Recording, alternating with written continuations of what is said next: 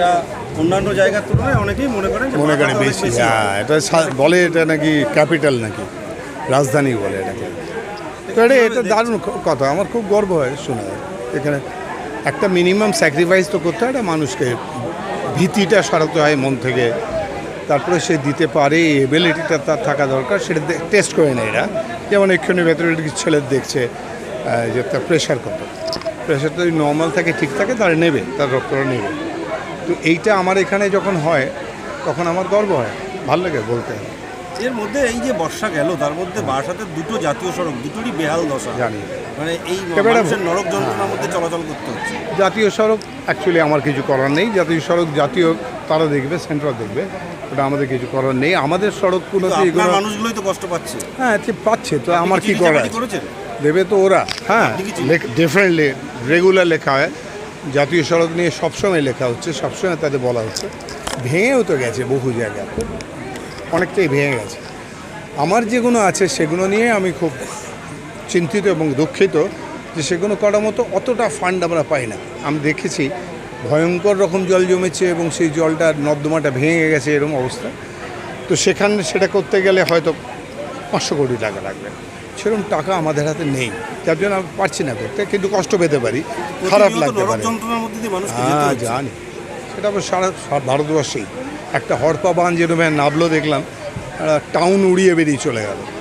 এবার জানি না কী হয়েছে। এবার আপনি কি নিজে গেছেন কখনো যশোর রোডের ওপর দিয়ে? হ্যাঁ, গেছি। মানে এখন মানে রিসেন্ট কী অবস্থা? খুবই খারাপ, খুবই খারাপ। আমি বলছি বিদেশে গিয়ে যেটা হয়, আমার যেটা মনে হচ্ছে, এটা সবটাই কিন্তু মানিটারি প্রসেস।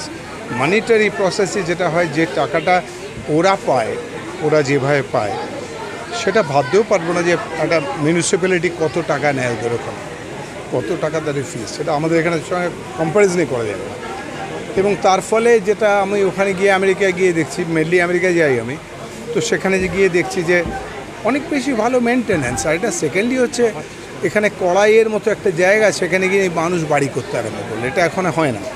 বিদেশে যেটা হয় সেটা হচ্ছে আগে ইনফ্রাস্ট্রাকচারটা তৈরি করে ওরা, যে এইখানটার জমিটা ঠিক আছে, এইখানে বাড়ি হতে পারে, টাউনশিপ হতে পারে, তখন সেইখানে সেই টাউনশিপটার জন্য ইনফ্রাস্ট্রাকচার, রাস্তাঘাট, জলের ব্যবস্থা, লাইট, এগুলো করে দেয়। তারপরে যেমন আমরা কিছুটা বলতে পারি, যেটা আমরা একটা ফ্যাক্টরি ক্ষেত্রে করি, একটা এরিয়ার জন্য করি, ফ্যাক্টরি এরিয়ার জন্য, সেই রকম ওখানে করে, তারপর অ্যালাউ করে বাড়ি করে। আমাদের এখানে উল্টো, আমরা আগে বাড়ি করে ফেলি, জলও দিতে পারি না, রাস্তাও দিতে পারি না। গতকাল থাকবে, তাই তৃণমূলের ভিতরে এতক্ষণ কি করছিল? হ্যাঁ, তৃণমূলের ভিতরে যেটা রয়েছে, সাংসদের ছেলে ডাক্তার বৈদ্যনাথ ঘোষ দস্তিদার, তিনি প্রার্থী হতে পারেন। সে তো 35 জন হতে পারে। ও কেন? 35 জন আছে, যদি আমি না দাঁড়াই হয়তো 40 জন আছে যারা দাঁড়াবে। কে দাঁড়াবে দেখা যাবে। জ্যোতিপ্রিয় মল্লিক, নারায়ণ গোস্বামীরও নাম উঠে আসে। হতে পারে, কিন্তু মমতা ব্যানার্জি চাইলে আপনি দাঁড়াবেন। যে উনি তো ডিসাইডিং ফ্যাক্টর, কাজে উনি ঠিক করবেন। শুভেন্দু অধিকারী বলে গেছেন বারাসাতে উনি দাঁড়াবেন না, উনি দাঁড়াবেন না। শুভেন্দু কিন্তু আমায় খুব ভালোবাসে, আমায় বলেছে, কিন্তু I M a clean person, এটা বলেছিল। এটা তোমরা জানো না বোধহয়, বলেছি, আমাকে বলেছে অবশ্য, মানে ওর লোকেদের সঙ্গে বলেছে। তো আমাদের নিজেদের মধ্যে ভালোই, জানি না ও কাকে একটা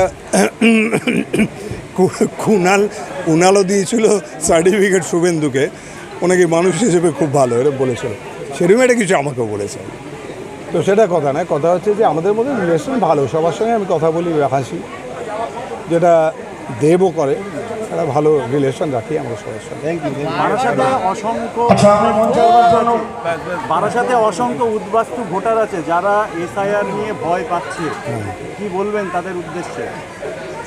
জানি না ভয় কেন পাবে, ভয় তো পাওয়ার কথা নয়, যদি তার কাছে প্রপার কাগজপত্র থাকে।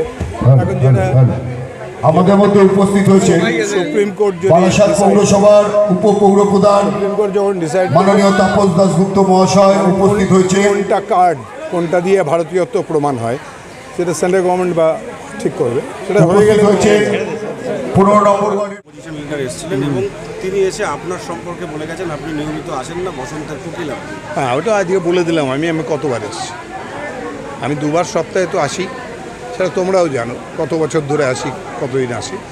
2বার এলে তাহলে মাসে 8 বার হয়, 8 বার হলে 96 বার হয়, 100 বার মোটামুটি ধরো বছরে। আর সেটা 15 বছর হলে কত বছর হয়, কতবার আসে, বহু হাজারবার এসছি আমি, এটা তো প্রমাণ করে।